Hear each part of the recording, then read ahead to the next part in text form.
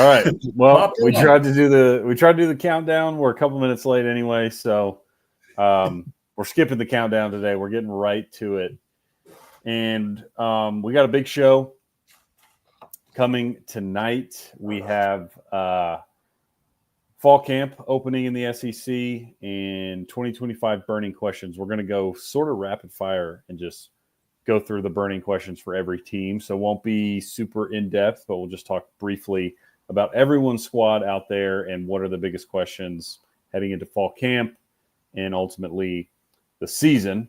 Thanks, everybody, for joining us. Of course, we are Biscuits and SEC. This is Biscuits and SEC Live. I'm Hammer, that's Boss Man. And we're coming to you, I think, what did we say? This is our 44th show. So really appreciate everybody. Yeah, really appreciate everybody tuning in. How you doing tonight, Boss Man?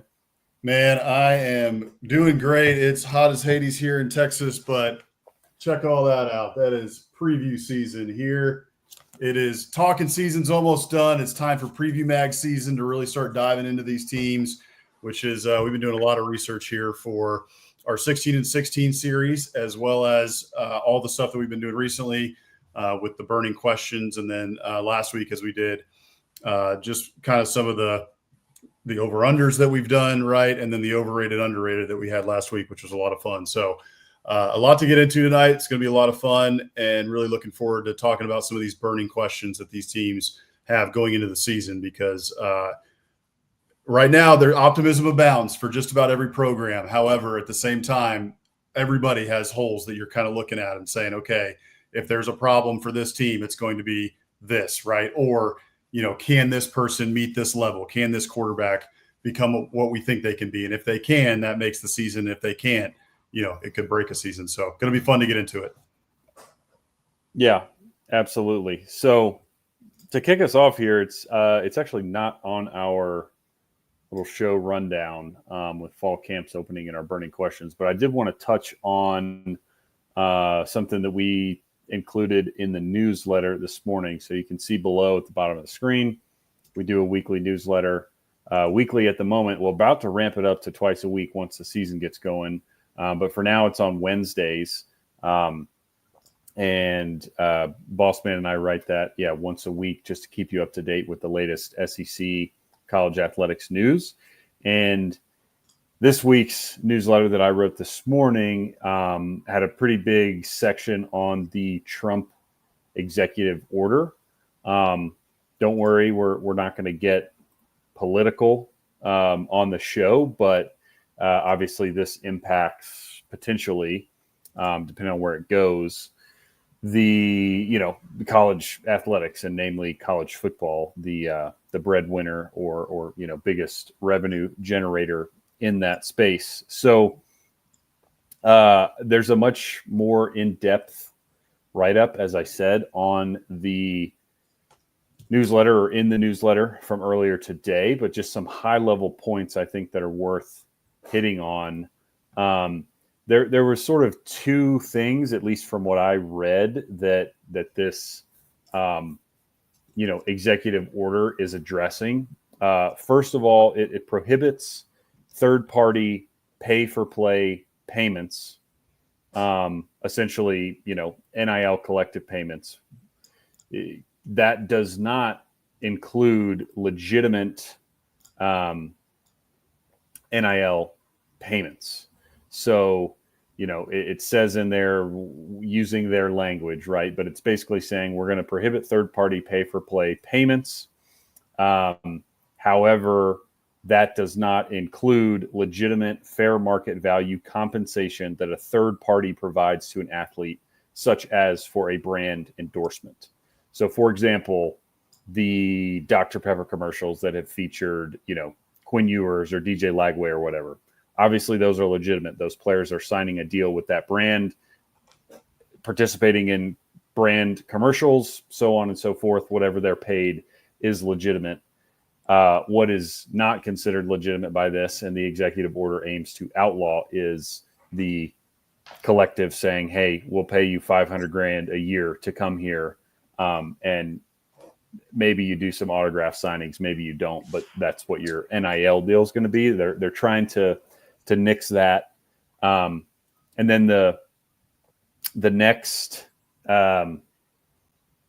thing I thought was worth noting is sort of twofold, but in that same vein of preventing the third-party pay for play, they are trying to maintain the amateur status of athletes, not interested in making them employees. And then to further that, they, there's language in this executive order stating basically that they are going to require the preservation and, where possible, expansion of opportunities for scholarships and collegiate athletic competition in women's and non-revenue sports. So trying to address Title IX / again, just non-revenue sports in general, where those sports, regardless of what you think about it, are sort of being left behind or kind of, riding the coattails, as it were, of college football, right? And so they're sort of taking whatever they can get off the scrap heap of the changes being made that college football is driving. So again, this executive order is attempting to address some of those issues. For the most part, it's probably, helps having NCAA lobbyists because a lot of this is sort of on the NCAA's wish list, right? Like, get rid of these third-party NIL deals, maintain amateur status, and promote, non-revenue sports. None of which I think is a bad thing. I'm just pointing out that that's definitely on the NCAA's wish list, so to speak. And then finally, you might have to help me out here with a little more of a political background on executive orders. Mm-hmm. But in terms of like timeline and potential enforcement, I think it remains fairly unclear. In terms of the third-party pay-for-play payments, Trump directed the Secretary of Labor and the NLRB to sort of oversee that. So I guess they will be tasked with coming up with a game plan for how they're actually going to enforce it. And then in terms of the rest of the executive order, he directed the Secretary of Education, Attorney General, Health and Human Services, Chairman of the FTC, et cetera, to set forth a plan that includes, regulatory enforcement, litigation mechanisms, federal funding, enforcement of Title IX, et cetera, within 30 days. So basically, Trump signs the executive order, and then he tasks all of these people within his administration on how they're going to actually do it. So again, there's still a lot up in the air from what I can tell in terms of how this is actually going to work, if it's going to work. But at the very least, and I put this in the newsletter, it's good, I think, that he's paying attention because regardless of, how you feel about these changes that have been going on that led up to this, or even the actual changes in the executive order, we have been begging for somebody to take control of college athletics for a while. And while I don't think the best person to do that is the President of the United States, it is hopefully a good sign that he is aware that college athletics needs help and needs guidance and direction. And he's at least attempting to do that with this executive order. So that was kind of a big word salad. Again, sign up for the newsletter. You can find it online too if you just want to read what we wrote about it today. But there's a little bit more information there. But anything I missed or anything worth clarifying on your end about this Trump, I think it's literally called Save College Athletics executive order. So yeah, it's over. So we don't need to talk about it much anymore. College athletics has been saved. So thank you to the president for doing that. But in all seriousness, there's not much to add to it. You had a great write-up on it in the newsletter. I would encourage everybody to go sign up for the newsletter. We put a bunch of great stuff in there, a lot of news nuggets that just keep you informed about what's going on in the SEC, what's going on around college football and college athletics. So I actually heard, I'm forgetting her name, so forgive me, but she was a reporter for Front Office Sports.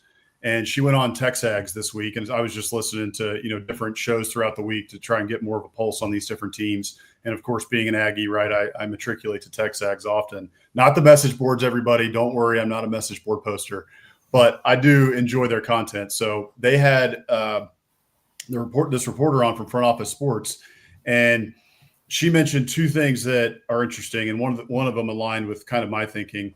And the first one is that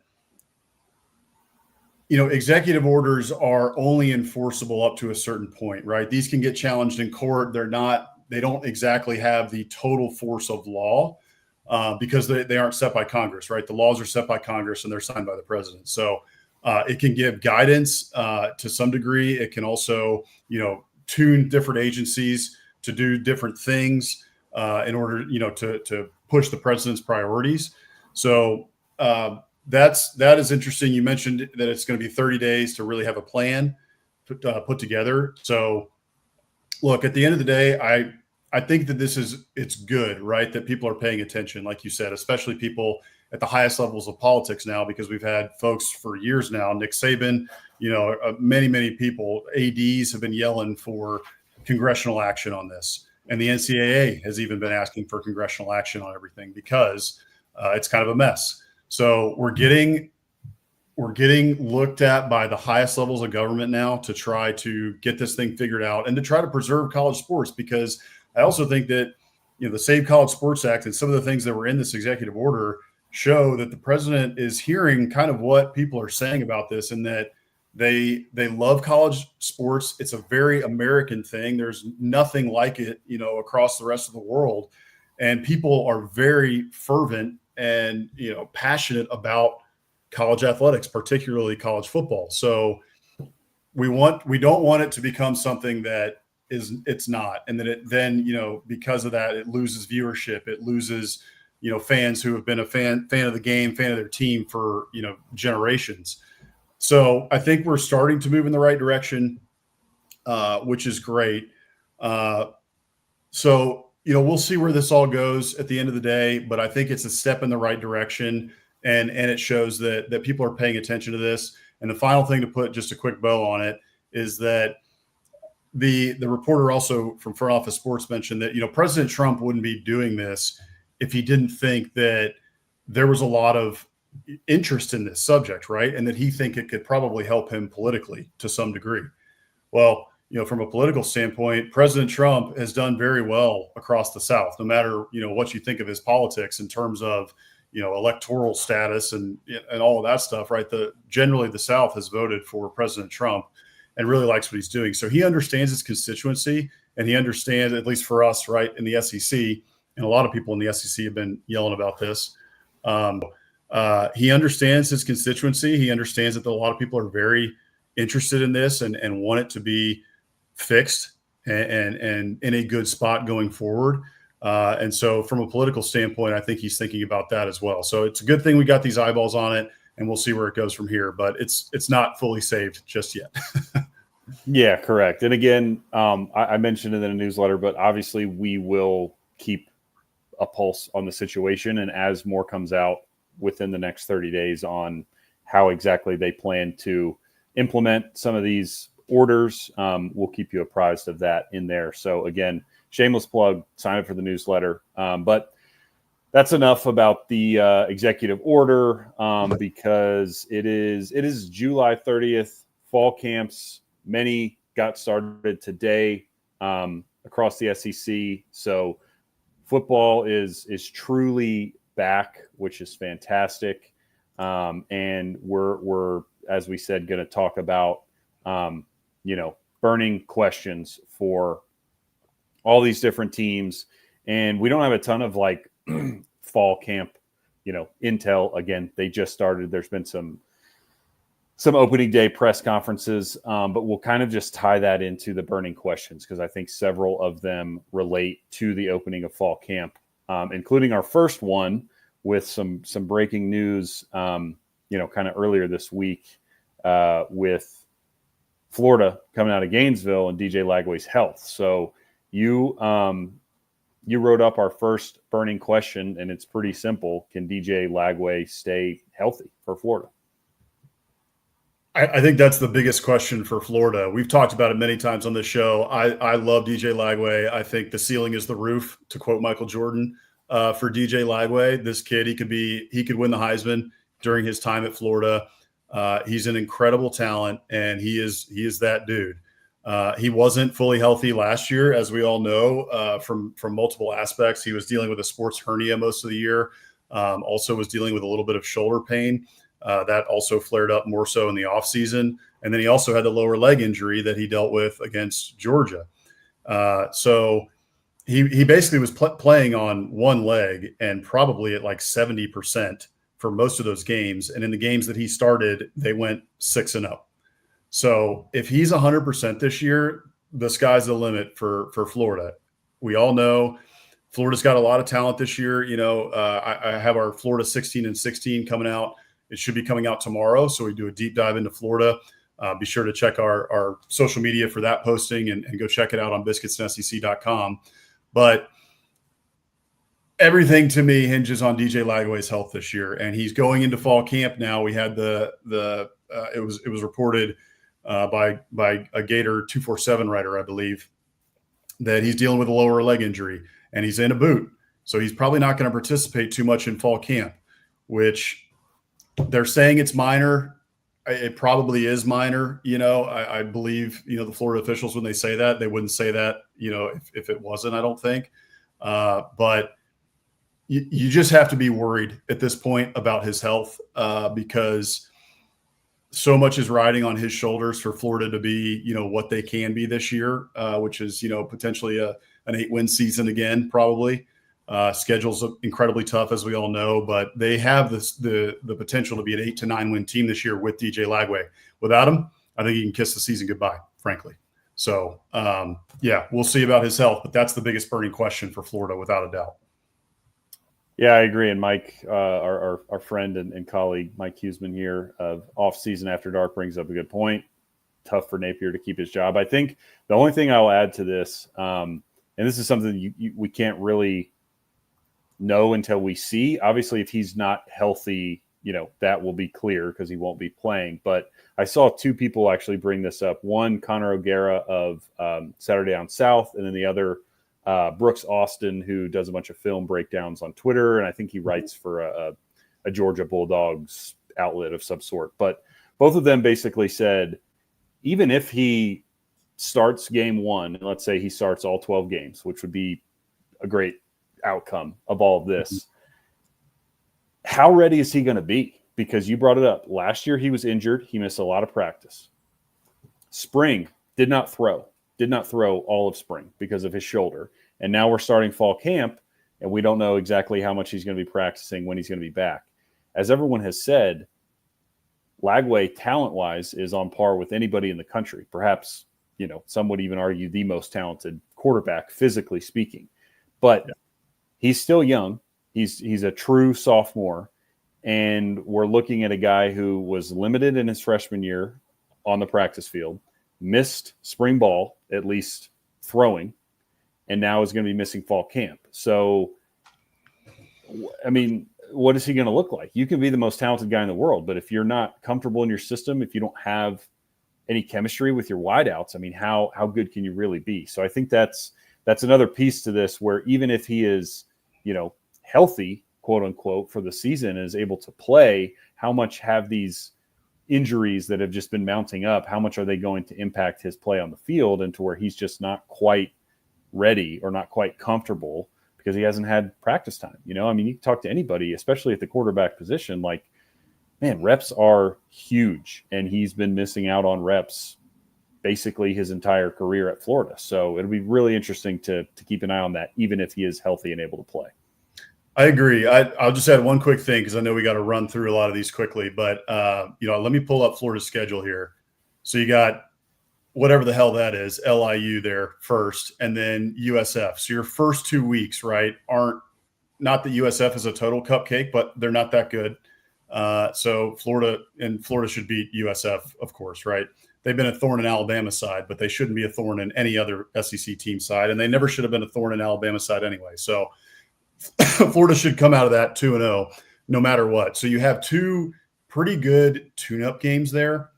for Florida to begin the season. And also, I think DJ Lagway has been in this system now for it'll be, close to 2 years, 2 years by the end of this year. But he's been in this system now for a while, and he played pretty well in the system last year, right, with limited reps. He wasn't getting first-team reps for most of that. So I would push back on that just a little bit. I'm not too worried about that. I think that it's going to be fine. The thing to worry about a little bit, reps do matter. I'm not necessarily worried about it from DJ Lagway's perspective. It's more about what surrounds him, right? Like getting those reps, because you got to replace your two biggest wide receivers, Jameer DK and Elijah Badger. And so you're going to have you have talent at the wide receiver position, but like you said, you got to get those reps in to make it work. But I do think to some degree DJ Lagway is just that talented, and he's been in this system for a while. I think you just plug him in, and I think it'll be okay. As long as those receivers can get separation, he's going to find them. Yeah. Well, for Florida fans, obviously that's what we hope. So next up here, I think you came up with this one as well, but we'll throw our guy Rick a bone here and jump into Alabama. And we thought, you thought, the biggest burning question is not specific. I mean, it's obviously quarterback related, but not specifically just the quarterback, but just Ryan Grubb. He is reuniting with Kalen DeBoer. Can he elevate the Tide offense after what was at least, let's say, very inconsistent season in 2024? I mean, I think the answer is yes. Right. Like I didn't have a chance to really dive deep into those, statistics at Washington when he and DeBoer were linked up there at Washington, but we all know it, right? We all saw it. And they had incredible season there with Michael Penix. Those offenses were humming. And between Grubbs and DeBoer, they have a great relationship. They coached together for 13 years. This is like peanut butter and jelly, right? It just goes together well. And whenever it's together, it's going to be good. So I have a feeling that with what DeBoer wants to do on offense, Grubbs knows it like the back of his hand. And Nick Sheridan, I thought, did a pretty good job play calling last year. A lot of it was out of sync, right? We all know Jalen Milroe is an incredible talent. He's a great quarterback, but he wasn't exactly what they wanted for that system. It's not the type of quarterback that they typically want for that system. And so I think they tried to do it 2 personnel last year. And frankly, like a lot of the stuff was open, right? Like we watched a lot of those games, watched a lot of that, the replays and stuff. Jalen Milroe was kind of missing wide open wide receivers, right? And for whatever reason, they had trouble getting the running game going as well. So I think that they've got plenty of returning talent this year. We all know that Grubbs and DeBoer, like I said, are like peanut butter and jelly. They go together like this. So I think that it is a big burning question for Alabama, though, is, whether or not that offense really hums, because off the back of that, right, like burning question 1B is how good is Ty Simpson? Is Ty Simpson the guy for all 12 games? Do they end up having to go to Austin Mack? There's a lot of things coming out about Ty Simpson out of Tuscaloosa right now that people are really excited about.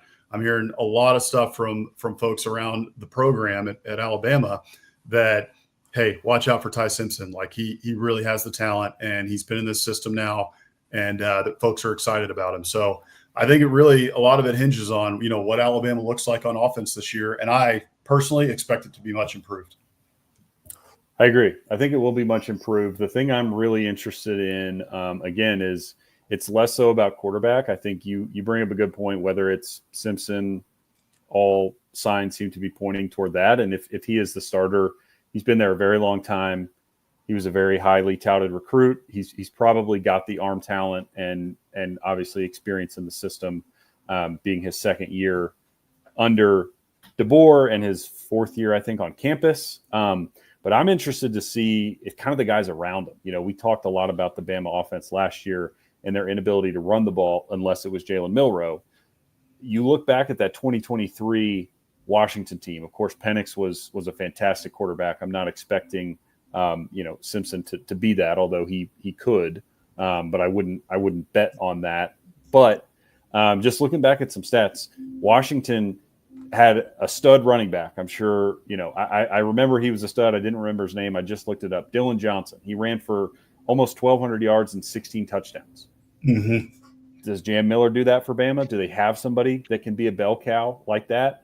And then again, of course, on the outside, that 2023 Huskies team had Jalen McMillan and Rome Odunze, both who went pretty high in the NFL draft. So they had a ton of talent to work with. I think that Grubb is a very good OC and will be able to improve the offense, especially with, again, a full off season with a lot of guys returning, and just, implementing his system and maybe having a little bit better of a grasp for the offense than the OC last year, with how he and DeBoer work together. So I think you're right. I think it elevates, and from there, it's just a matter of how much does it elevate, and how far can they go with that.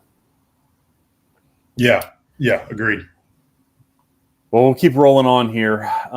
Next up is Arkansas, and again, we're as expected, probably with a lot of these burning questions. A lot kind of hinge on offense and quarterbacks and what's going on, just because there's a lot of unknowns, especially on that side of the ball, and no different at Arkansas. So Taylon Green saw solidified starter, second year in the system, second year under Bobby Petrino, but who's he going to throw to? And I'll dump it off to you here to enlighten us on the wideout situation in Fayetteville. I mean, that's the question, right? I mean, they lost a bunch to the transfer portal. I'm trying to remember here. I'm flipping through Phil Steele because I was looking through it today, and this is why I got to this burning question. But okay, Taylon Green. We all know Taylon Green. We all know he's talented. We all know what he can be, and especially in the second year in Petrino's offense. I believe they lost their top 8 receivers from last year. I believe I read that correctly in Phil Steele. So they also lost Luke Haas, who unfortunately sounds like he's going to miss a lot of the year at Ole Miss, where he transferred to. But yeah, so they added 8 transfers, which included Omega Blake I think he came from Charlotte, I believe. UAB, Cameron Shanks is coming up. They also brought in Fresno State's Raylan Sharp. So they had some decent talent there at wide receiver last year, but they're all gone. Everybody left. Isaiah Satenga's at Oklahoma. Luke Haas is at Ole Miss. Tesla's in the NFL. Yes, the kid who went off, I think Armstrong, in the bowl game, he went to Cal, and also looks like a Terminator now. I don't know what they have in the water out there, but all that to say, getting back to Arkansas, yeah, they lost a lot in the portal at the wide receiver position, at the tight end position. So, who is it going to be that steps up for Arkansas at wide receiver that Taylon Green can throw to? We know that he's going to, be able to run the ball. We understand he's very good with his legs. So who is it that steps up at wide receiver? Who is Taylon Green going to be throwing the ball to? Who is Taylon Green going to have those connections with, for his 1, 2, and 3 wide receivers? If I'm, teams early in the year, right, they have two gimme games to start off the year. They got Alabama A&M and then Arkansas State in Little Rock. And then they have Ole Miss in week 3. So by week 3, you really need to have that humming, because if I'm Ole Miss right now, right, I'm watching those first 2 weeks to see what that looks like. And I'm thinking, hey, we're just going to key in on the run and make these guys pass, and we'll see what they have. We'll see what they got. So that's the biggest question mark, I think, for me, is what the Hogs have at wide receiver. Yeah, I would agree. I don't have much to add other than just throwing out some names. I'm looking at the Pick 6 previews here from Brett Ciancia, and he says, as expected, Arkansas lost all those receivers and tight ends. So they, of course, hammered the portal at those positions. They picked up Jaden Platt, a former 4-star from A&M at tight end. And then at receiver, they got 2 former All-American Athletic Conference players in Omega Blake and Cam Shanks. And, then they have a bunch of other G5 / former, decent recruits that, are depth essentially. So yeah, very much a mystery on who he's going to be throwing to, who will emerge. And I think, Taylon Green showed enough last year that if he has weapons, I think he could be pretty dangerous, but just really don't know if he has actual weapons or not. So that's our burning question on Arkansas. Next up is going to be Auburn. And I actually came up with this one, so I'll intro this a little bit, and this ties back into fall camp a bit as well, thanks to a soundbite from Hugh Freeze's press conference. But again, sticking with the theme, and we'll get into some more, defensive and some other stuff with other teams. But so far, we've been hammering the offenses, in particular quarterbacks. No different at Auburn, because they bring in former 5-star Jackson Arnold, and that's a giant question mark. And then I would say the Auburn offense overall. You look at what they did last year. They really only they have a few guys returning on the offensive line. They brought in a couple transfers on the offensive line that they expect to step in and started at their previous stops. But you lose Jarquez Hunter, you lose Keandre Lambert-Smith. They did pull in some guys in the portal at wideout in Eric Singleton from Georgia Tech and Horatio Fields from Wake Forest. And obviously Cam Coleman returns. But again, my biggest just burning question here is kind of, what does the offense look like?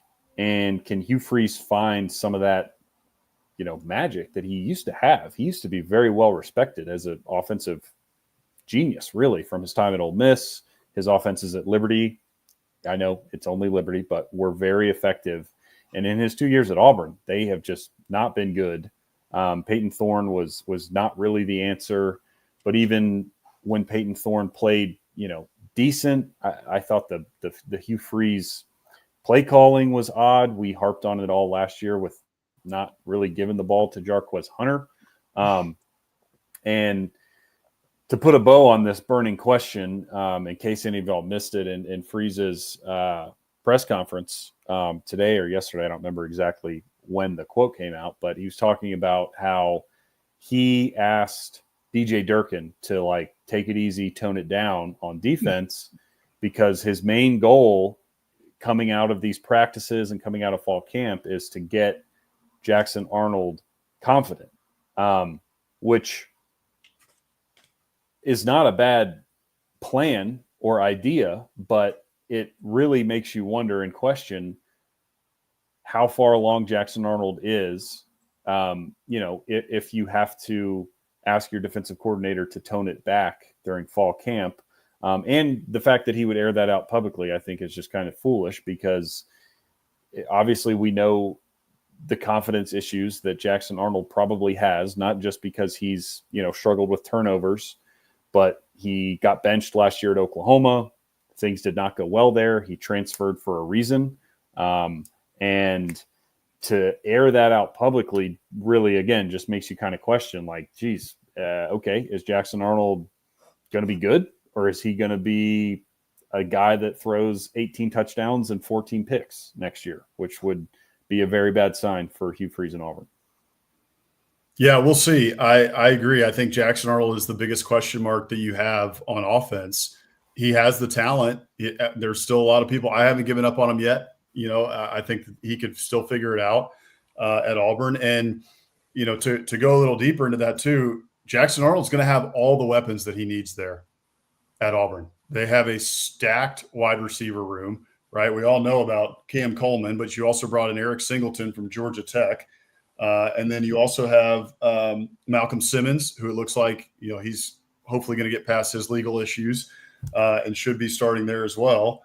And so, it's not just those wide receivers as well, but you also have at running back, you lose Jarquez Hunter, but most people are pretty high on this running back room. I mean, they've got Damari Alston, who's a senior, and they've got Jeremiah Cobb, who's probably the most talented of the bunch.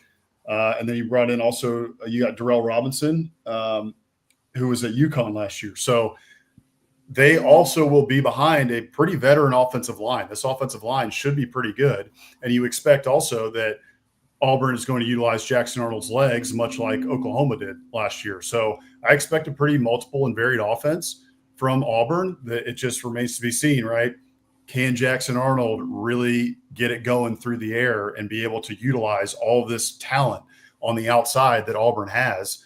And then Hugh Freeze, right? Can Hugh Freeze get on the same page with play calling? Because it has raised a lot of questions in the past couple of years, as we harped on many times on SEC After Dark last season, and then also throughout this offseason here on this channel. It was just feed Jarquez the rock, man. I mean, I think if he carried over 20 times, they won. And if he didn't, they lost. And they multiple games where they lost, where he had under 20 carries. And it was just like, what on earth? So Right. I think that I have a feeling, Hugh Freeze has got an ego, and like all these coaches do. So he's going to want to do it his way. But I have a feeling that he probably looked back in the offseason and thought about that. It's like, all right, I don't know if they have a Jarquez Hunter here in this stable of running backs, but they do have enough talent to be good there at running back. And I think this offense can be better, much better, with Jackson Arnold at the helm, as long as he's that guy and as long as he, takes another step in his development. Yeah, I think so too. I think they're improved, but again, that's the biggest question. I think Auburn defensively, especially with DJ Durkin, he's got baggage of his own, and us as Aggies, we were not sad to see him go when all that went down with Jimbo, but he's got a proven track record for a number of years as a very solid to better than solid defensive coordinator. So I think the defense is in a good position, and it really all hinges on Jackson Arnold and that offense, the play calling, et cetera, in terms of how successful and effective Auburn is in 2025.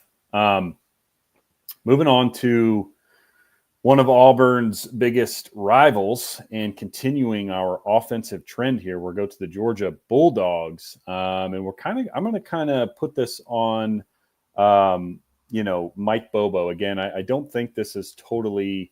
It's not totally a Mike Bobo issue, and it's not totally a quarterback-driven issue. But my burning question for Georgia is just, what is this offense going to be, and can it be improved? Because similar to Auburn, but even more so, everyone trusts the Georgia defense. Now, they're not as good as they were in, say, 2021 when they won their first title since the 80s, and they haven't been the last couple of years. But at the same time, when they won in 2021 and again in 2022, their offense was really good. Stetson Bennett was awesome.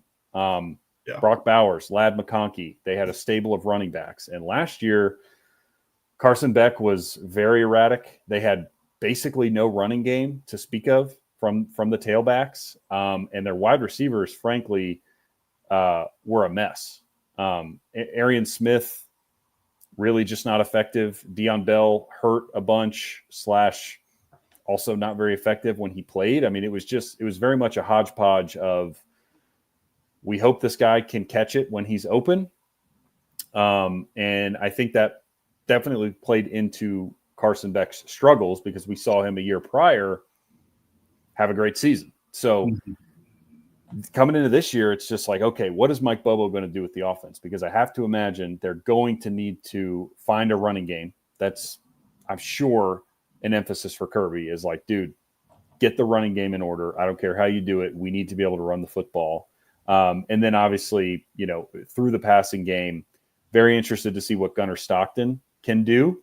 And interested in the wide receivers they brought in the portal. Our former, Aggie, Noah Thomas, is now a Bulldog, and so is former 5-star Zechariah Branch out of USC. So presumably they upgraded at wideout.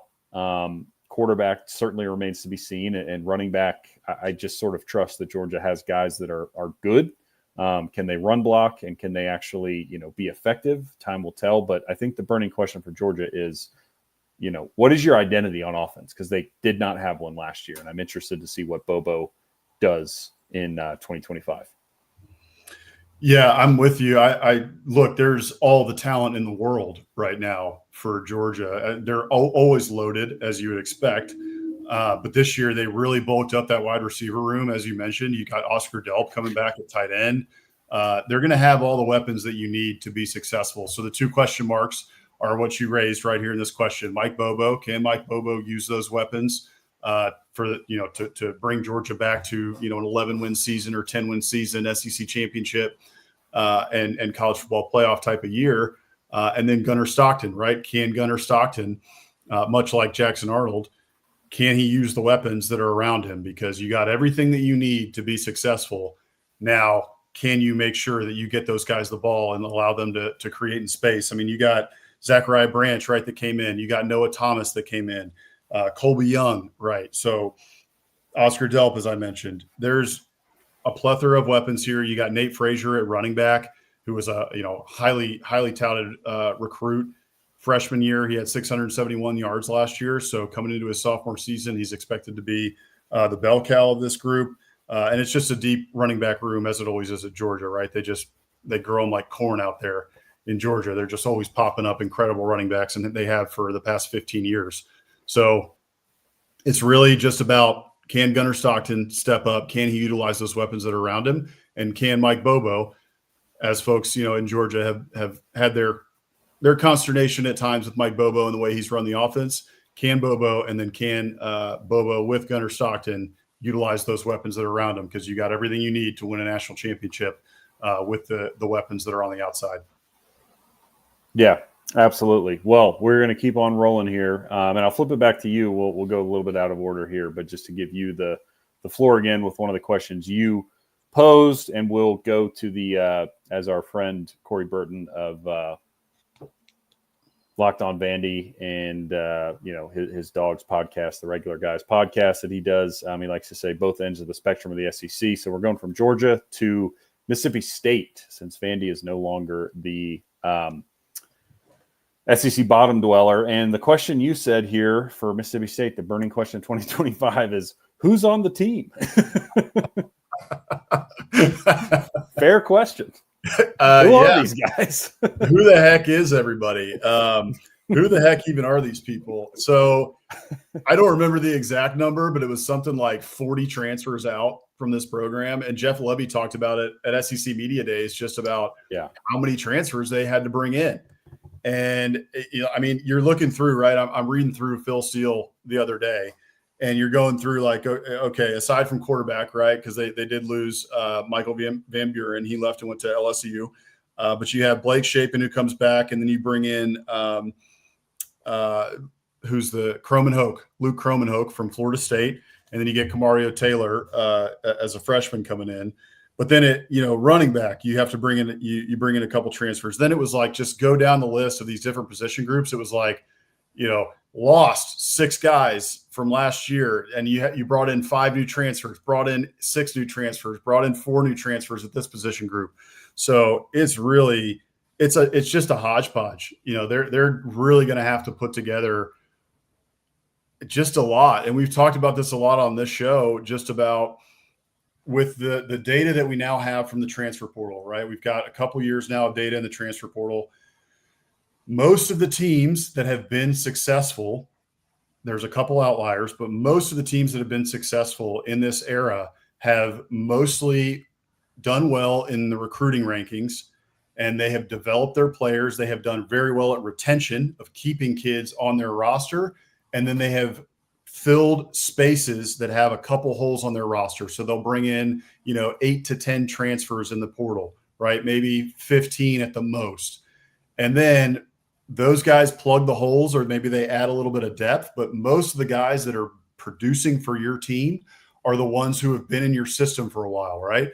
We all know that football, it's not easy. You got to come in and learn a new playbook. Whether you're on defense or you're on offense, right? Unless you're coming into a system that is very similar to the one that you ran at your previous school, it's difficult to just come in to a new school, especially when you're talking about a Mississippi State that's bringing in all of these different transfers. You got to mesh. You got to understand what the guy next to you is doing. You got to understand, what all your roles are and what your routes, right? Or if you're on the offensive line, it's about all your blocking scheme and working together as a unit. Football is a team game. It's all about units, and it's all about how those guys play together, because you can do your job, but if the guy over here isn't doing his job, well, you just gave up a 40-yard play, right? Or you just got a sack when everyone else on the team did their job. And so that continuity and that playing together and the reps and practice and all that together over the course of a couple of years is what generally makes the best teams.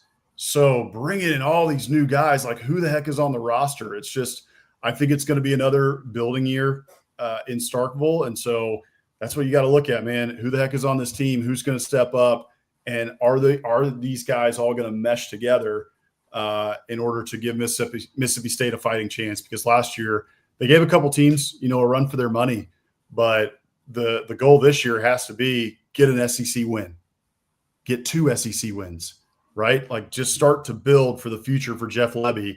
And looking at this roster, man, it's going to be tough because of all the new faces that are there. Yeah, it will be. Just to put some numbers to your question here. So again, referencing Pick Six previews, 60 new scholarship players have arrived in Starkville since December. 31 of them high school signees, incoming freshmen, and 29 transfers. So yeah, more or less a completely new team. And then he goes on to say here, Brett Ciancia goes on to say, more than half of the projected 2 deep are incoming transfers. So everyone is new. Now, Lebby has been very vocal, as you mentioned, during SEC Media Days, even back to spring ball, that the roster is more talented, that they are better. So it's possible that this works out. But as you said, pretty big gamble when you have that much roster turnover. So I agree. I think the most burning question for Mississippi State is, who are these guys? Who's going to play? who's going to be there on Saturday actually making plays? Because it's just a ton of new faces. It's hard to keep up with, and it's hard to project transfers and how they're actually going to pan out. So, we'll see how they do it. Jeff Lebby's got his work cut out for him, I think. But yeah, hopefully they can get a SEC win and not lose to a MAC team by 3 scores at home. That would also be a big step in the right direction for Mississippi State. So sticking with sort of the predicted, we'll say, SEC bottom dwellers, I had Kentucky. So my burning question for Kentucky, again, we're going offense here, and that's QB and the weapons. So Zach Calzada, as Aggies, as SEC fans, you're probably familiar with that name. He was a Jimbo recruit way back in the day. I think he's got to be pushing 25 now. I think he was in the class of 19.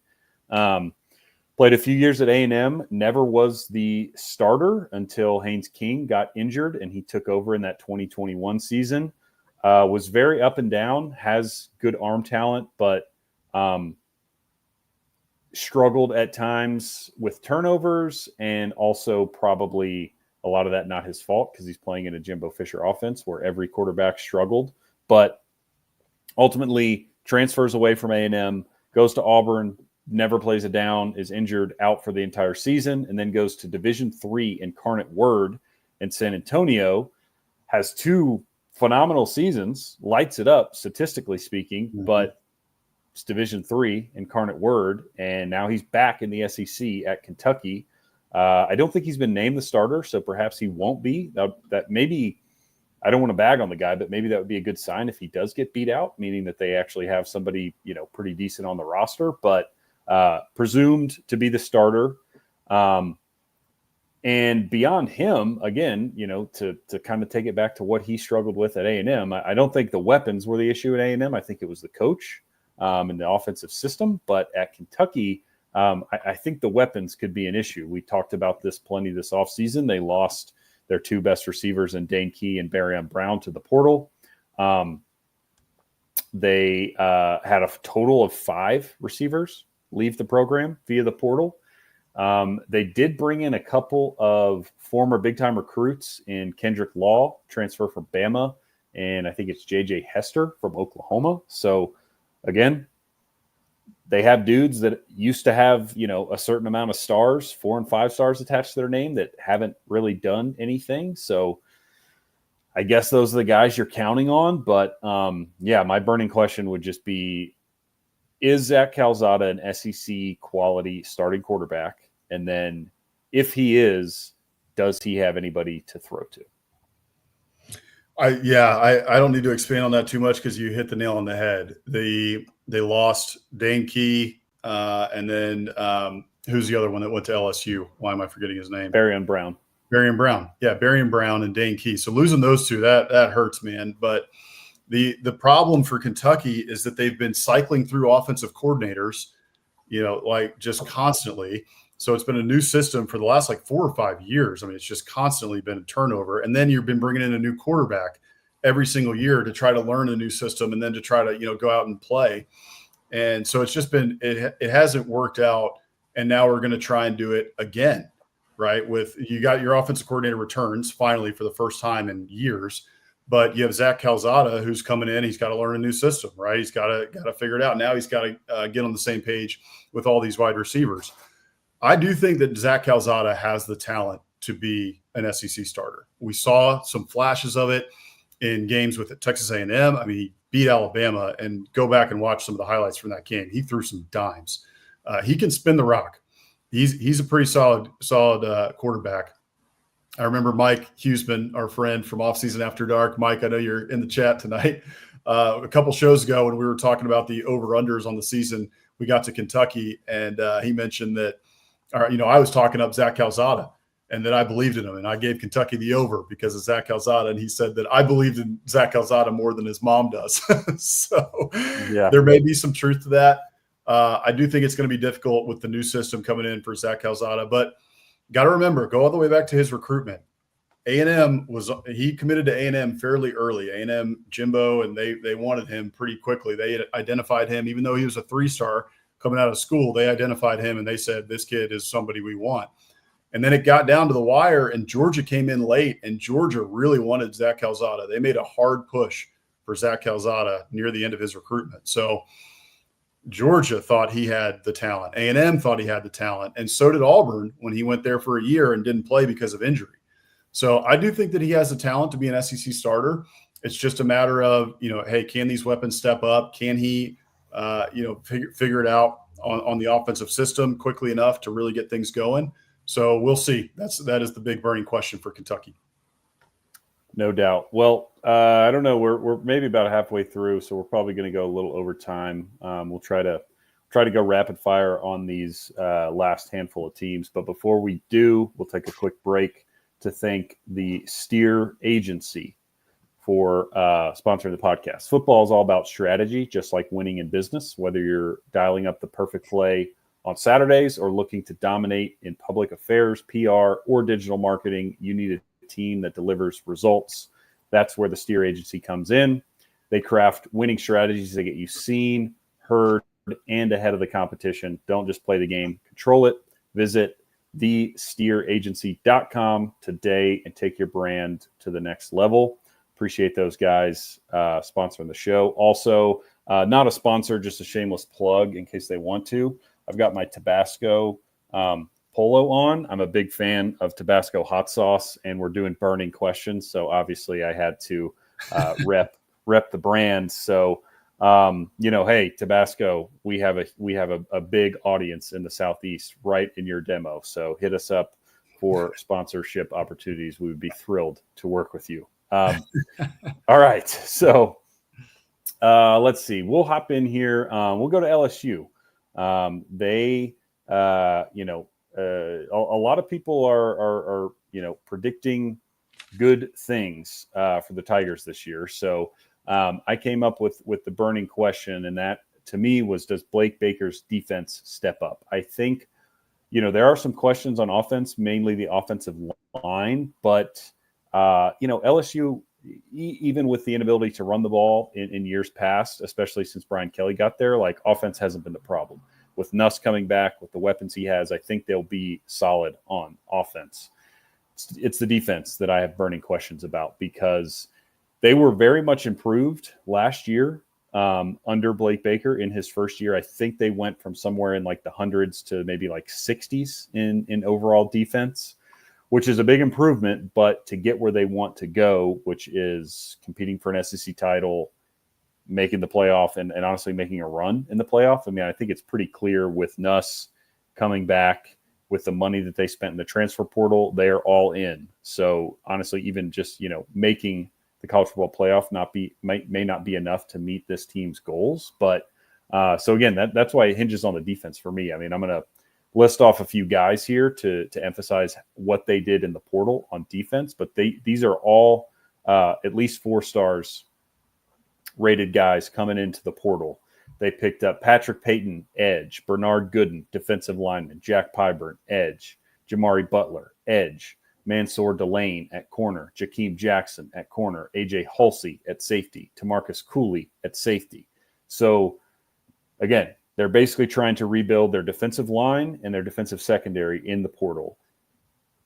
In year 2 of Blake Baker, with all these transfers, can they take a step up to what I think, not just for LSU fans and what we've come to expect with LSU in terms of defense, but to get to the level that they want to get to, they have to have, I think, a minimum top 25 defense. Can they get there in year 2 under Blake Baker is my, burning question for the Tigers this fall. Yeah, I agree. I think they can. We talked about it, and Brian Kelly has mentioned it as well, a couple times now in the offseason, that the talent level on the defensive side of the ball for LSU has not been where it needs to be for a program like LSU for the last couple of years. Kelly has taken a little bit of responsibility for that, but it's on him. The talent level on that side of the ball has not been up to the standard of LSU. But they have the guy in Blake Baker. Blake Baker is a solid defensive coordinator. And now it feels like with all those names that you just mentioned and everything that they just did in the portal, and as well as some of the guys they have coming back, like a Whit Weeks, and maybe if Harold Perkins can finally get back to his freshman form, they really have a lot of talent on that defense that you would expect them to take another jump up. They lost a lot along the defensive line, so that's kind of a question mark. But again, they brought in somebody like Patrick Payton, and they really tried to shore that up. So I think that LSU will be better on defense, and that definitely, though, is the burning question because on offense, they should be pretty solid. Everybody knows all about Garrett Nussmeier and what they have on offense. So the defense is really where the concerns are. Yeah, totally agree. Let's kick it over to Columbia, Missouri, not South Carolina. You had this one here. So the burning question for Mizzou looks like a lot of burning questions. Defensive line, wideouts, QBs, many questions. So take it away. Yeah, so defensive line, they lost a good amount along the defensive line, a good amount of production. And so we'll see, what they end up being along the defensive line. I think their defense should be pretty solid, but the defensive line is kind of where those questions are. Wide receiver, obviously, they lose a lot. They lose Luther Burden. They lose Theo Weiss, and they also lost their third wide receiver as well, Mookie Cooper, who was the Ohio State transfer. So you got a lot at wide receiver that you're having to replace. And then flowing from that, right, who's going to play quarterback? It looks like everybody thought it was going to be Bo Pribula, but I saw you tweeted out, today from our Biscuits and SEC account on Twitter that Sam Horn is really looking like he's kind of taking control. And that, the team seems to be behind him. Now, that could just be one clip, right? It's maybe out of context. Who knows exactly what's going on there. But he seemed to be, really firing up the team. There's been a lot of talk. And Eli Drinkwitz was very keen to say at SEC Media Days that this is a competition. Bo Pribula is not the starter necessarily. Sam Horn is very much in consideration for this job right now. So those are my 3 questions for Missouri. I think it's kind of 1A, 1B, 1C. Defensive line, how are they going to look on the defensive line? They need to kind of cut down on some of those blowouts that we saw last year, like against Alabama and against Texas A&M. So that defense needs to be a little bit better. And if they're going to be better, the defensive line needs to be solid up front. Everybody knows in the SEC, winning starts in the trenches. So they got to be solid along the defensive line if they're going to stay at that 9-10 10-win level. And then from there, it's the QB and wide receiver combination. Who's going to be the QB, and then who replaces all that production in wide receiver that they've come to rely on over those last couple of years of really solid seasons. Yeah, not much to add there. I think, we talked a little bit about, Mizzou and our over-unders. They have a pretty favorable schedule in terms of, at least SEC schedules. So a lot of questions, but a lot of opportunity if they are, ready to seize it. And I have no reason to doubt Drink, even though I do think I picked the under. So, yeah, Mizzou, a lot of questions there, undoubtedly coming into 2025. Let's see. Let's go just a little bit southwest of Columbia and bring in Oklahoma. If I can find, here we go. Yeah, so this was you as well. So your burning question here for Oklahoma is the wide receiver core, which I think is a very good point to bring up. So let us know, what the questions are and what that position group looks like for OU. Yeah, so everybody's excited about John Mateer, right? I think he's a household name before the season's even started. We've heard so much about John Mateer this offseason from SEC media types, from coaches, from all sorts of folks who are really talking him up about what he did at Washington State. So everybody's excited about him. Everybody thinks that he's going to be really solid. The question for you there is who are the wide receivers, right, that he's throwing to? They had so many injuries last year and issues with injuries that it kind of tanked the season to some degree, right? Everybody puts it on Jackson Arnold and thinks that he wasn't that good, and that Seth Luttrell, that it really wasn't a good fit, for everybody there. But everybody forgets that they had their top 5 wide receivers out for almost the entire year, right? Some of them came back late in the year, but they just had the injury bug at that wide receiver position. So they return a couple here. They return who is it? Burks and Gibson. And then they also brought in Burks. Yeah, right. Deion Burks, right. He'll be solid, right? He should be very good. Isaiah Satenga, they brought him in from Arkansas. And then they also lost Bauer Sharp. He went into the portal. So, you got Isaiah Satenga is likely going to start. Deion Burks likely to start. And then you got Giovanni Gibson as well, who's likely to start. He was at Arkansas Pine Bluff last year. So you got a couple transfers that they brought in, and you got a couple of guys like Deion Burks who's coming back. Or excuse me, he was at Purdue last year. Is that correct? Yeah, I think so. So anyway, it's a lot of new faces there at Oklahoma. Whether it's John Mateer, he's going to be the new face of quarterback, but everybody expects him to be very good. But then, okay, who's he going to be throwing to, right? You got Deion Burks, you got Isaiah Satenga. A lot of these guys have talent. Most of them were highly recruited guys. So, but at the end of the day, right, you got to show it on the field. You got to show that you can produce. And so who's it going to be that steps up in that wide receiver room for John Mateer to be able to have the type of season that folks are believing that he can have? Yeah, I agree. I think the easy question here would just be to go to John Mateer, but I think you're probably right in terms of, it remains to be seen exactly how good he will be in the SEC, but I think he will be a, top half of the league quarterback. He's shown and proven that he is a good college quarterback, and it's more so, how do the weapons around him look? What does he have at wide out, and how far, with how talented or not talented that group is, how far can he go? Because even I think with an average receiving core, again, I think Mateer will be pretty solid. If he has a really good receiving core, he could be very good. I mean, I think I have been telling people to pump the brakes on, the Mateer Heisman hype. But again, if the offensive line and the weapons around him turn out to be really good, then he, I think, does have the, talent and sort of moxie to put himself in that conversation. So, yeah, we'll see what happens at wideout for Oklahoma. How about going down to Oxford? Our friend Stephen Willis, the Locked On Ole Miss podcast host, and check in on the Rebels with their burning question. So this again was you, and you think the burning question is, how will the Rebels replace the D-line production, which is fair given what they lost?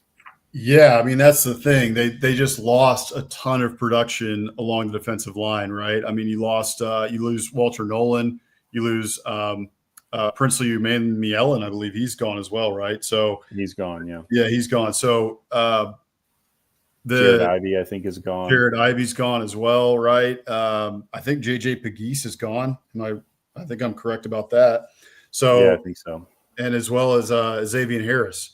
So you have a lot of these guys who left. They added 2 transfers in, lose some, 4 of their best defensive linemen, names that we just mentioned. So that was a strength of Ole Miss's team last year. They were very good along the defensive line. They had some mountains there on the defensive line. So if Ole Miss has a lot of question marks across the board, if you go down their position groups, right, there's many questions. there. Probably they have a lot of talent still there, but probably a less talented team than last year, as we've talked about previously on this show. So, but the defensive line is one that's big to me, right? Because that was a staple of last year's team. It really helped them get to that 9-win mark. So who is it going to be on the defensive line that fills in for those guys and replaces that production? They brought in, a few guys in the transfer portal, as we mentioned. Cam Franklin at defensive end is expected to be a starter. Xavier Harris is back, so I was incorrect about that. He'll play nose tackle. And then Jamarius Brown. So that's expected to be your three guys along the defensive line who are your starters. Again, plenty of talent there. It just you got to step up. And they're not as big or as talented as last year's group, but still should be a solid defensive line. They just have to step up and produce. Yeah, no, I totally agree. I think Ole Miss has quite a bit of questions, just given what they lost. But just looking here, they had 4 all SEC defensive linemen depart after last year. So pretty clear in a league that is one of the trenches that defensive line production is paramount for them, and that's definitely a big question for the Rebels in 2025. Speaking of departures, we'll go to Knoxville.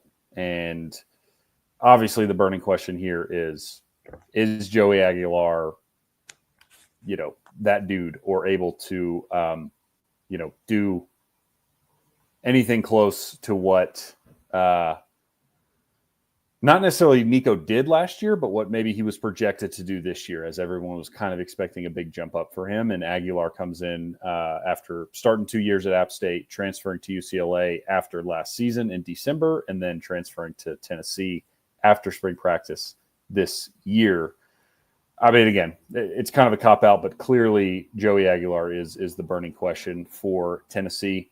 To take it a little further and expand on it, I think, again, who's going to be the running back? So you lose Dylan Sampson, who led the SEC in rushing a year ago, which is no small feat. And so, who's going to, carry that load? The 2024 team was second all time in Tennessee's history in rushing yards as a team with 2,942. So a lot of production, not even just Sampson, needs to be replaced there. So I think those are the 2 burning questions for Tennessee. Clearly, is who's going to tote the rock, and is Joey Aguilar going to be a decent QB or not? Yeah, I think that's right. And just to expand a little bit on the running back situation, looks like they have 2 sophomores that are expected to take the load this year. That's going to be Deshaun Bishop, 5'8", 208. He played in 10 games last year, had 455 yards on the ground, 6.1 yards per carry. So that's a pretty good clip. Peyton Lewis is expected to be the backup. He is a 6'1", 212 sophomore. And he 13 games last year, had 339 yards and 5.3 yards per carry. And then they also filled some depth in there with Star Thomas, who is a senior. He came in from Duke. He had 10 starts last year at Duke and had 871 yards and 4.1 yards a carry at Duke. So have some talent back there. They're young, but you want them to be able to be solid in the run game to take a little bit of pressure off of Joey Aguilar, especially early in the season, to really start to get things going and, start to hopefully have the game slow down a little bit for him. If that running game is not able to get going, I think they're going to have some trouble, because I think that, in order to get that passing game going with a quarterback like Joey Aguilar coming in late, right, having to learn a new system. Heupel's system is not, super complicated to learn, but there's still a learning curve. It's it's like any other offense, as we've talked about, tonight. You need to have time in order to really, and reps in order to get things right in an offense, no matter what it is. So if you're able to get the running game going and you're able to take a little bit of pressure off your passing game to start the year, I think that's the recipe for success for Tennessee. And so at running back, one of those guys between Deshaun Bishop, Peyton Lewis, and Star Thomas really has to step up. Yeah, and I do think the good news for Tennessee fans is if you look back at Heupel's offenses at UCF and early on, pre-Dylan Sampson or before 2024.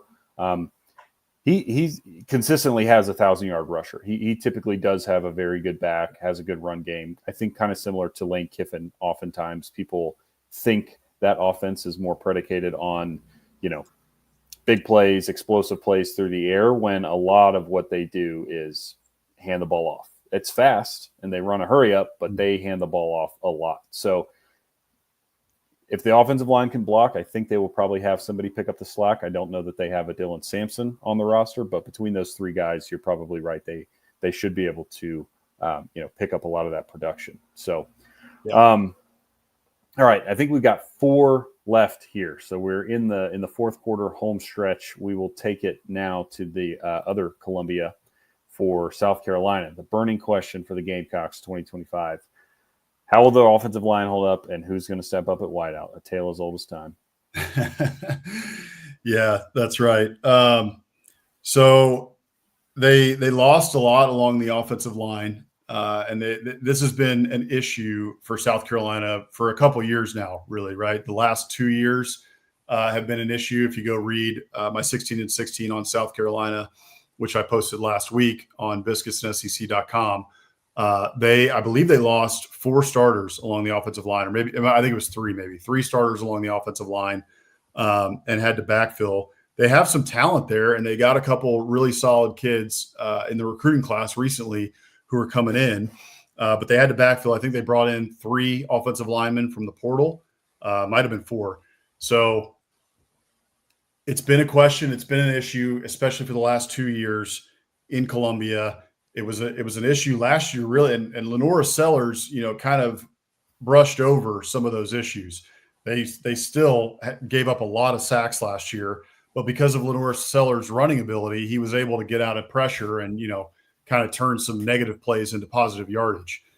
But how much can you rely on that, right? Like, you need the offensive line to step up and to be able to protect Lenora Sellers, first of all, because he hasn't had the injury issues that we've seen in Gainesville with DJ Lagway, but you never know. You don't want to have those chances, right? If you can lessen those chances of Lenora Sellers getting injured, you're going to try and do that every chance you can.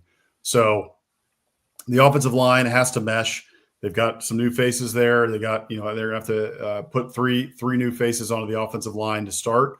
And so can that offensive line mesh, and are they able to protect Lenora Sellers and be able to get that running game going as well? Because you don't have Rocket Sanders anymore, at running back, and you may not even have Rasul Faison, who is still trying to figure out if the NCAA is going to grant him eligibility, the transfer from Utah State. So those are kind of some burning questions there on offense, wide receiver as well. You got to figure out who's going to be the guy, right? Nick Harbor has all the talent in the world. It's finally time for him to step up and become that guy for Lenora Sellers. And so then other than that, right, you got some guys who have been around, but they really haven't produced at that high a clip yet. So Lenora Sellers, if he's going to take that next step in his development, everyone understands that he was pretty good in the passing game last year, but he's got to be better. And he's got to take that next step if South Carolina is going to continue the momentum this season. So those wide receivers need to step up. And in particular, I would say it's got to be Nick Harbor. Yeah, I totally agree. I think, one thing to mention here too, with Sellers needing his wideouts to step up is last year, Joshua Simon, the tight end, led the team in receptions, yards, and touchdowns. He is gone. So all the more reason that, of course, if a tight end steps up, great, but they need a wideout to step up. And interestingly enough, you can read into this however you want. South Carolina did not take a transfer wideout this cycle. So Shane Beamer, no stranger to the portal, must believe in his team, which I think is probably a good sign. But also, again, you're relying on guys that are unproven. I'm sure South Carolina fans maybe would have preferred, even if it's a G5 dude, somebody that's put up some numbers because nobody on the roster has. So we'll see how that pans out for the Gamecocks. All right, I can take the next one here. We'll go to our Aggies. And yeah, my burning question was focused on the defense. Again, we probably could have taken this to the offense and Marcel Reed and their issues at wide receiver with the transfers that they've brought in.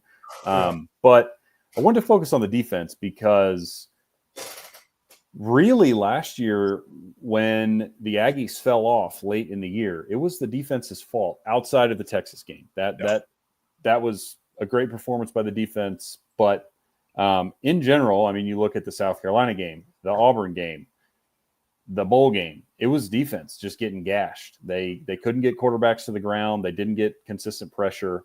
And then the secondary was just getting totally burned. So my burning questions are, what can the Aggies do at defensive line that was very inconsistent last year, but lost 3 dudes to the NFL in Nick Scorton, Shamar Stewart, and Shamar Turner. So they're replacing guys that were extremely talented. And then the secondary, they didn't really lose anybody. They're bringing everybody back, but again, they kind of stunk last year. So the talent is obviously there. Will Lee is expected to be very good, and I don't think he was the problem last year. But who's going to start opposite him at corner? It could be Des Ricks, could be Julian Humphrey, the transfer from Georgia, Tyreek Chappelle, who's a longtime Aggie. I think he'll be in his 5th year. Has started across multiple seasons, was hurt last year, could also be that guy. Bryce Anderson, one of the few guys remaining from the 2022 class, has been a multi-year starter at safety. They really need him to show something this year. So I'm very interested to see who steps up in the secondary. And then on defense, Elko has been pretty vocal about a couple of transfers, Rylan Kennedy and Cassius Howell, who transferred in ahead of last year. So this will be their 2nd year on the team and in the system. But again, can those guys really step up and produce better than, a guy like Scorton or Shamar Stewart? And I tend to think so, with Elko taking back over the reins of the defense. But we'll see. I think, I think I have more questions about the Aggie defense heading into 2025 than I do the offense. Same here. I'm excited about the offensive line for the Aggies. They're experienced. They're deep. Wide receiver is extremely talented as well. You don't have a lot of size at wide receiver, which could be an issue. But other than that, the talent is there. I think Marcel Reed is set to take a jump, and you have one of the best running back rooms in the country, in my opinion. So the offense isn't that big of an issue or that big of a worry to me for Texas A&M. The defensive line and the secondary is what you mentioned. Those are the 2 big questions. Linebacker, they have a great linebacker room. They're very deep at linebacker, and they returned 2 starters in Scooby Williams and Torian York. So the linebackers should be solid. Should be all SEC caliber type of linebackers. Linebacker play for A&M this year. I think that the defensive line, they're maybe not as talented, or the names don't jump off the sheet to you as much, but I actually think that this defensive line could be more productive than the one that was last year. There was really not that many sacks from the team last year, from Nick Scorton and from Shamar Stewart and Shamar Turner, that you were expecting. You were expecting those guys to wreck games, and they did in a couple. But you go back and look at their numbers, and you're like, where were the sacks? Like, what was going on there? And there's a lot of names like Cassius Howell, Rylan Kennedy that you mentioned, DJ Hicks. Maybe it's finally time for the former 5-star to step up at nose tackle and really start to produce. You also have a guy like Albert Regis, who's been around for a long time in College Station. So should be a good defensive line. I'm expecting good things from that. The big burning question to me is the secondary. Again, stacked with talent. You mentioned a lot of names. Probably going to be Des Ricks that starts across from Will Lee at the other corner spot, and then potentially Julian Humphrey. They're the ones battling it out for that one. But again, lots of talent in the secondary, but it's got to come together. With Mike Elko calling the defense this year, I think it's going to get much better. I think you're going to see significant improvement from this defense, especially on the back end. And that's really where the Aggies need it, because they started leaking like a sieve in multiple games at the end of the year, including in the Auburn game. Texas got them in a couple. They were able to hunker down in the red zone and get a couple of turnovers in that game in order to keep that game close. But then they got gashed badly in the second half of the Southern California game when they played them in the bowl game. So that is the biggest question to me, is the secondary. And are they able to utilize that talent, to develop that talent, and to get it to the point where A&M is back, in a top 20, top 30 defense. No doubt. No doubt. All right, we got 2 more left. Appreciate y'all sticking around for some extra football chatter. We will go to the other team in the Lone Star State, Texas. Can they reload in the trenches is your burning question for the Longhorns in 2025. Yeah, I think that's the big question, right? They lost a ridiculous amount on both sides of the ball. And everyone knows how talented Texas is, and they have a lot of talent coming back on the offensive line and on the defensive line. They just haven't played a lot of snaps just yet, right? They have guys coming in on the offensive line who weren't starters last year but have been in the program. So it was kind of like next man up. It's now their time to shine on the offensive line. But they just don't have a lot of starts under their belt. And with a new quarterback coming in Arch Manning, you got to be able to protect him. And then not only that, but they need to come together for this running game as well. You got Quintravion Wisner coming back for Texas at running back. So you have an experienced running back who's, he had a great season last year, but you got to be able to get it going. You got to be able to get that push. They're big along the offensive line. They have a bunch of Goliaths up there again. And the offensive line, though experienced last year, they struggled at times, right? So there's room for improvement, even with how good the offensive line or how experienced the offensive line was last year. So that's a big question there along the offensive line. Having to replace 4 starters is always difficult, and the offensive line is a huge key for success in this conference, as we all know. And then moving over to the defensive line real quick, they're loaded with talent. They got a ton of talent, but they lost a couple big ones last year, right? They lost Colin Simmons and they lost Trey Moore. Between those guys, they had I think 15 sacks, close to 15 sacks last year.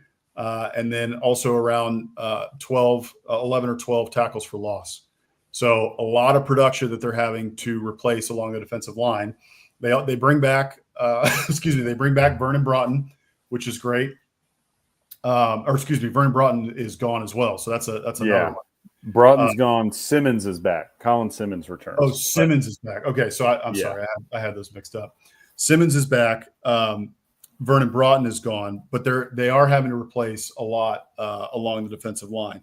So anyway, we'll see how that goes. 2 of the guys who are coming from the transfer portal, you have Travis Shaw and what's his name? Cole Brevard, who was at Purdue. Both of them are expected to produce at a high level. And Travis Shaw was a former 5-star, played a lot last year at UNC. So both of those guys are expected to start along the defensive line. So I think I read that wrong too when I was doing this. So I think Trey Moore is also coming back. So anyway, they are still losing a lot along the defensive line in terms of production. They lost multiple guys to the NFL. They added the total number of transfers that they added along the defensive line was 5. So they added 5 transfers. They added Cole Brevard, Travis Shaw, and then a couple of depth guys. And then the rest of the guys behind them are very highly touted recruits, right? They were big recruits. So don't expect the talent level to drop off too much. And you think that this defensive line is still going to produce at a high level, but still you gotta replace a lot of production along the defensive line, which makes it a question mark. Yeah, I would agree. Texas doesn't have a ton of question marks, frankly. Some would consider Arch Manning perhaps a question mark, although I don't know. I mean, I expect him to be very good. I don't know if he's going to win the Heisman. I think he's the favorite. That seems a little bit of a stretch, but he was a former number 1 overall recruit, 5-star. This is going to be his 3rd year in the system. Like, if you don't think he's going to have a good year, then, you're probably just drinking the haterade, which, don't get me wrong, I've had a few sips of it myself, but I think if we're being real here, he's going to be good. How good, time will tell, but he's going to be good. And I agree with you. I think this really, how far Texas can go this year hinges on how they're able to replace the guys up front on the defensive and offensive line. And I was reading my run sheet wrong here, so that's why I was getting myself mixed up. But to put a bow on it, they're losing their top 5 defensive linemen from last year's team. So that's a lot to replace, right? And that includes Vernon Broughton in that. So it's a lot of production they got to replace, but again, very talented. Should be a next man up situation of the Alabamas and Georgias of old, right? Of just, new guy up and a lot of talent to replace those guys. Yep. All right. We're saving the best for last. Vandy. Yes, sir. My burning question is basically, we've talked about this. I'm curious to see if there is a sophomore slump. So my burning question is basically just, now that Vanderbilt is not going to sneak up on anybody, everyone will take them seriously. They know it's not a gimme game any longer. And SEC defensive coordinators have had a full offseason to prepare for the offense that, not just with Pavia and some of the personnel that people weren't expecting to be great, but even just the style with a lot of those like triple option principles. And it's a very interesting offense and unique, and not one that SEC defensive coordinators are used to facing. And I think it caught a lot of people by surprise last year. So my burning question is basically just, like, how good can they be in year two? Will they, with another year in the system, with Pavia coming back, actually take strides and be better? They could. But I also think there's definitely some room here for, okay, it's still Vanderbilt. They are not as talented as most of the teams they're playing. And now that everyone takes them seriously and has seen not just Pavia, but the entire offense on film for an offseason, is there going to be a little bit of a drop-off? So that's what I'm looking for in 2025 for the Commodores. Yeah, we've talked about that on this show, right? That the fact that they now have a year of tape on Vanderbilt and what they like to run could be difficult going into this second year, because now teams have a better way to prepare for them than they did last year. I assume Vanderbilt, right, is going to throw in some kinks and some wrenches into that going into this year to try to keep teams off guard. But the other part of it too, though, that I think you mentioned it in your open, is the uniqueness of that offense, right? It's still going to be unique. It's still going to be different than what most teams face. And so you go from facing, an Auburn or a South Carolina or a Texas A&M that run offenses that you see more often than you see an offense like Vanderbilt's. It still could be difficult, because then boom, you got to, switch it over and then start preparing for Vanderbilt, which is a completely different type of system than anybody else really runs in this conference. So still could be a little bit difficult, but I wonder if they can repeat, right? Can you repeat, and can you keep it going after you have done it for 1 year? Now let's see it again. Can you keep it at 6 wins or more? Yeah, agreed. The adjustment to the adjustment, how can Vandy adjust to teams adjusting to them is a key in 2025. All right. Wow. We have gone super long. We obviously bit off more than we could chew with going through every single SEC team. You like to do that around here. Probably should have done 8 and 8. But fear not. We got 2 more things before we wrap, of course, with a Muschamp Coach of the Week and a Biscuit of the Week. You put these together for us, so I will kick it over to you for the Muschamp Coach of the Week. Okay, so Muschamp Coach of the Week. For all of you viewers out there, you know that we love Coach Muschamp here on this program. This is an ode to Coach Muschamp and his passion and love for the game and for his players. And so we like to feature a coach every week that exhibits that passion. Could be also a funny moment.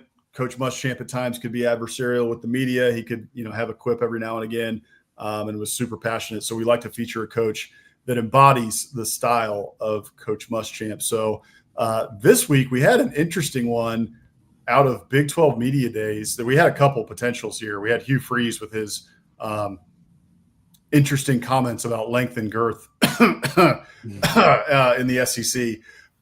But we decided to go a different route. Not from his burner phone, from a press conference. From a press conference, yes. Said it out loud in the media. So very interesting. I think that he was talking about hot dog concession stand hot dogs, and I think that's what he was really talking about. And he's right about that in terms of concession stand hot dogs. So we decided to go a different route though this week. This week's Muschamp Coach of the Week is Dave Aranda. So let's check out this clip from Big 12 Media Days. There's a scene in The Wolf of Wall Street where they talk about throwing midgets in. And it's like, hey, this midget, can he roll there? And he go, no, he doesn't roll. You throw him. You know what I mean? And they're made for throwing.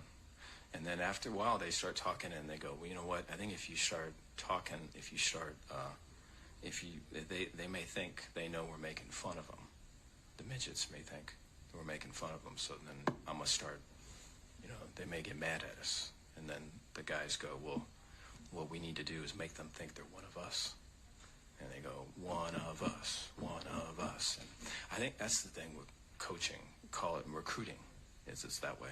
They talk about acquiring players, getting rid of players, just like that. And the whole thing underneath all that is they make them think they're one of us. You know what I mean? And it's like, but I don't know. Do you have to do that to win? That sucks. Yeah. Shahan,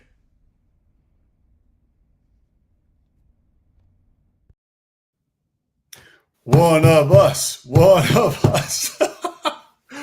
I don't know what that was about. I need to find the question that he was answering, but it obviously was about NIL, right, and bringing in players and recruiting in this day and age. But he just went off completely, to left field, talking about the Wolf of Wall Street scene where they're talking about throwing midgets, and you got to make them think they're one of us. I was just stunned when I listened to that. What a wild answer, but I guess some humor there from Coach Aranda there in Waco. Yeah, I guess. I don't really know. He's always been a bit of a oddball, is good for some interesting quotes, but typically pretty insightful. I'm not really sure what's insightful about that. I don't really know what he's getting at. I'm kind of with you. That seems like a completely out of left field and honestly not even really pertinent metaphor there. Pretty bizarre answer to that question. As the guy in the tweet mentioned, that was a good word for it, bizarre. Hey, look, if I'm the social media team for Baylor, I think we got to bring in, midget wrestling now. And we got to have the players, all hang out with the midget wrestling team. And I say that with all love. Like those are a lot of fun. I think those guys get paid well who do the traveling wrestling shows. So, hey, why not just play into it, I guess, or something. And who knows? Maybe not. Maybe don't toss them. Maybe just let them do their thing in the ring. Probably. Wild. Probably. Yeah, that was a very wild answer. We'll be hearing more from Dave Aranda because they play Auburn week 1. So we'll keep tabs on him and make sure everything's on the up and up coming out of Waco. Sometimes it's not. So we got to keep tabs on those guys down there. All right, last one. Biscuit of the week. Y'all know we obviously we are Biscuits and SEC. We love food, SEC football, and biscuits. And so we like to feature a biscuit of the week here. We have a listener submission this week. I think our friend Rick could not make it through this marathon of a show. So unfortunately, I think he's bowed out. But Rick, hopefully you can watch this back tomorrow because we're going to be featuring the biscuit you sent in. So let's get this pulled up. And then Alex, I think you can give us an explanation of what we're looking at here. I'm not really sure what we're looking at, to be honest with you. Rick didn't give me a full explanation. I tried to ask him, but it's okay. So Rick, he tries to live a healthy lifestyle, and we respect that. So right here, we're looking at some vegan bologna. So vegan fried bologna, some vegan sausage with some gravy. I think that's a vegan biscuit there to the left side that you're seeing. And then that looks like some maybe like vegan zucchini bread or something. I'm not exactly sure, but I mean, it looks wonderful. So that is our friend of the show, Rick Wilmarth, Rick and Bonnie on YouTube. If you guys ever see them pop up in the comments. So Rick has been a long-time watcher, long-time listener, good friend of the program. And so did some great work there on staying healthy and, keeping up the Biscuits name and keeping up some, trying to make it decent. Look, man, I'm not a vegan, and I know it can be tough to find some good vegan food, but I think Rick and Bonnie there do the best they can, and it looks like it was a solid breakfast there. So thank you, Rick, for your submission there. We appreciate it. If anybody wants to submit a biscuit of the week for us, you can DM us your biscuits, or you can just tag us on Twitter, as Rick did, at Biscuits and SEC. Or you can always send us an email as well with some attachments and an explanation of what we're looking at. Please give us an explanation of what we're looking at and a recipe maybe that typically helps us with our show. But anyway, contact@biscuitsandsec.com if you guys want to shoot us an email of your biscuits. So thank you, Rick. That is your biscuit of the week. Love it. Yeah, if we have any other vegan listeners out there and you need some tips on how to still eat biscuits but stay within your dietary restrictions, hit up Rick. He seems to be the guy. That's his second submission. So yeah. he knows what he's doing when it comes to vegan cooking. As you said, I'm not a vegan either, so I certainly don't. The biscuits that I'm consuming are not vegan friendly. So I can't help you there, but Rick can. And we love him for watching and submitting that to us. Appreciate the engagement there. That is all. We need to end. We've gone so far over. Shameless plug. Subscribe to the newsletter. Thank you all for tuning in. We'll be back next week, same time, 7 p.m. Eastern on Wednesday nights. We'll be on tomorrow on SEC After Dark. We've got a bunch of other guys and shows in the After Dark Network. We have off-season After Dark on Tuesdays. Bama After Dark on Tuesdays at 6:30. The regular guys pod with Corey Burton. They just check their Twitter, give them a follow. So we've got a big things going on at the After Dark Network. Of course, Locked on Ole Miss with Stephen Willis. Jake Thomas is the man in charge of Bama After Dark, and Mike Huseman is running with Off-Season After Dark. So if you're not tuning into those shows, you're missing out. Give them a watch. And yeah, that's all I got. We'll see y'all next week. Thanks for tuning into the Marathon Show. Thanks everybody for tuning in. We'll see y'all next Wednesday. We'll see you tomorrow night for SEC After Dark. That's right.